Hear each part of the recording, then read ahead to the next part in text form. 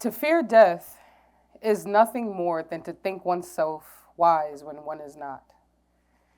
For it is to think oneself to know things that you do not know. No man knows whether death may turn out to be or not be the greatest blessing for a human being. And yet still, people fear death with the certainty that it is of the greatest evil.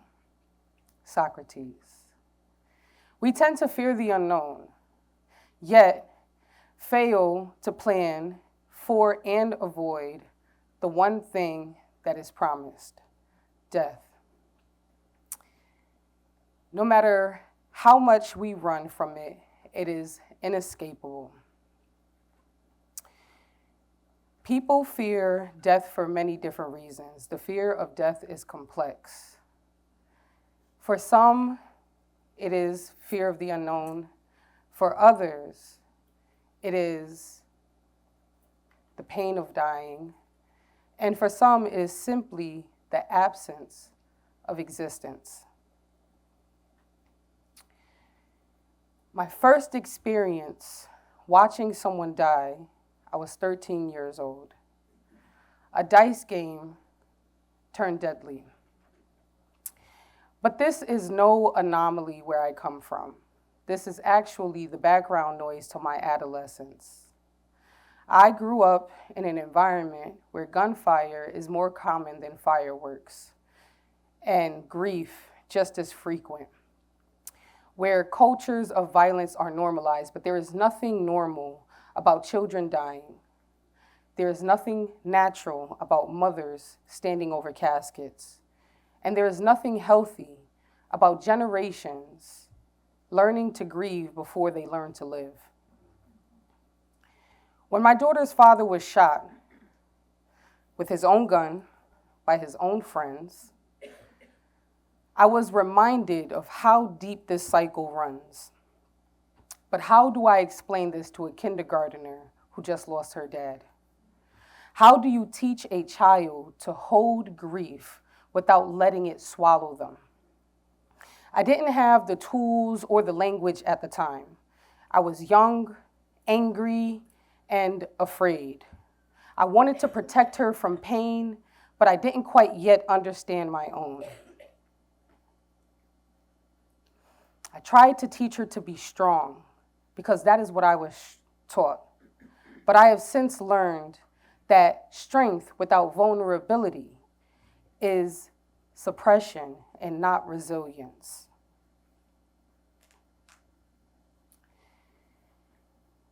Growing up in my household, death was no stranger.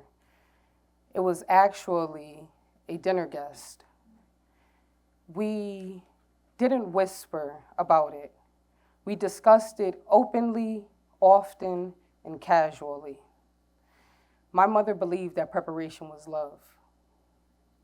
And so she constantly reminded us of three things: to cremate and not bury her, to never take up collection for her funeral. She had a policy and she was a dignified woman, and that I was the beneficiary.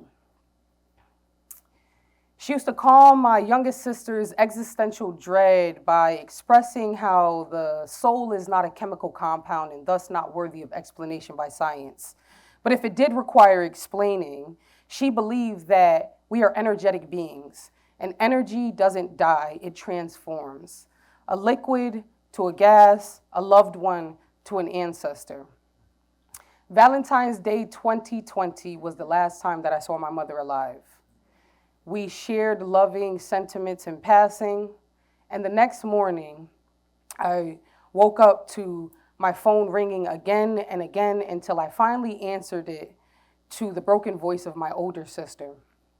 Mommy's dead. It takes only 10 minutes for me to get to my house to my sister's house. 10 minutes, I thought.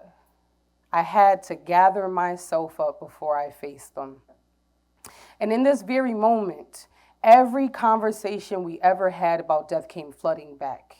And I wondered, did my sisters also remember my mother's wishes? Would we fight like so many families often do?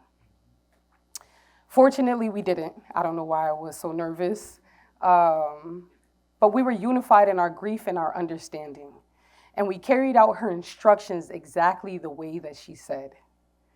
Cremation, no burial, no donations accepted. But no amount of preparation can protect you from pain. And in this hyper-independent society in which we exist, there's nothing to protect you from the loneliness that comes when everyone around you assumes that you are the strongest one. And because we are the main characters of our own stories, when death is proximate to us, we are the strongest ones. And so I planned every detail. I even prepared her body for viewing myself. And then I delivered her eulogy. The funeral director commended my composure and told me that I should consider getting into this line of work. I had already been a birth doula for 2 years, so becoming a death doula was just a full circle moment to me. And in that moment of stepping deeper into my calling, I realized that my role is not just to help people with grief and funeral arrangements. It is to advocate for financial and spiritual preparation long before loss occurs. In many of our communities, we avoid the conversations. Insurance, estate planning, wills, not out of negligence, but out of inherited fear and mistrust. Yet the data is staggering. According to the Federal Reserve, only 27% of Black Americans and 31% of Hispanic Americans estate plan, in comparison to 64% of white households. And nearly half of all Black adults do not have life insurance at all.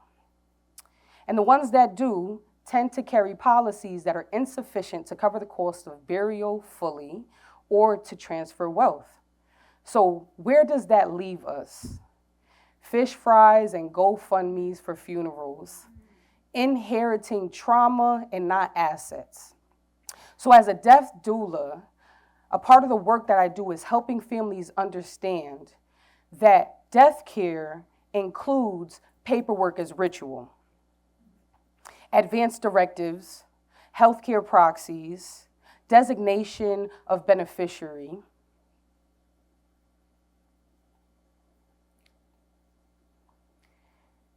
something that I have learned from the science and the spirit both is that grief is not a disorder. Grief is evidence of love. It is our visceral response to loss. It is the ache that you feel in your chest, the fog in your brain, the lump in your throat. However, grieving is the process. It is the conscious journey to adapting to a new reality without your loved one. And whether you decide to grieve or not, grief does not disappear. It will find another way out. It often hides in the body, and it manifests as insomnia, as anger, as addiction, as illness. Psychologists call this complicated grief, and it can last for a very long time.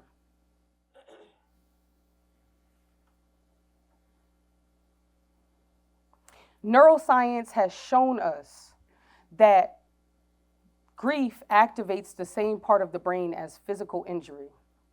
The amygdala, which controls the threat response, cannot distinguish between emotional and physical pain. This is why heartbreak hurts, because the body experiences it as survival. So for communities that constantly are confronted with sudden and violent death, especially Black and brown communities, grief compounds over time. And studies show that Black Americans are 2.5 times more likely than white Americans to experience the premature death of a child, a sibling, or a loved one before the age of 30, and less likely to receive culturally competent bereavement care afterwards. But we don't talk about it. Grief is taboo. So when someone dies, we send condolences, we send flowers, we slowly fade after the funeral. We tell people to be strong when what they really need is the permission to fall apart. But grief requires community. It is not something to overcome, it is something to integrate. And our ancestors knew this. My ancestors knew that grief is a collective issue. In West African funerals, the body is never left alone. Mourning happens through movement, through song, and release. In indigenous cultures, storytelling keeps the spirit alive, and death is not an exit, but merely an entrance. In the Caribbean, altars connect families to ancestors. Prior to colonization, this was our inheritance, and it has been stripped from us. Death has become medicalized, privatized, sanitized. The dying are hidden. Mourning is reduced to dark clothing and polite silence. And yet, even now, we still reach intuitively, instinctively. Every time that we hold a candlelight vigil, every time we paint a mural, and every time we pour one out for the homies, we are practicing cultural remembrance. We are reaching for a language that we have been taught to forget.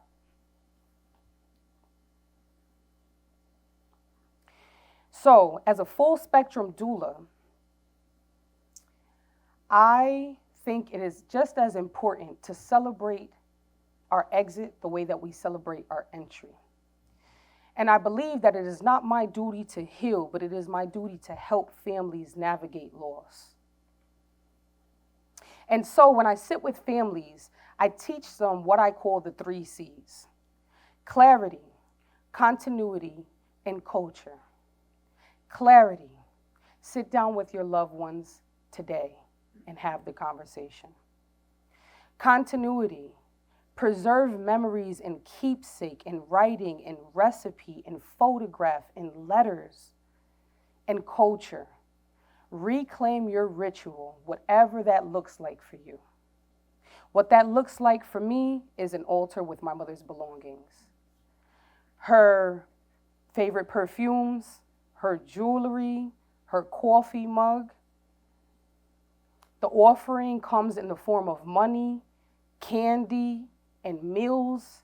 Even my friends come over and they write notes, prayers, appreciations. This is not morbid, it is medicinal.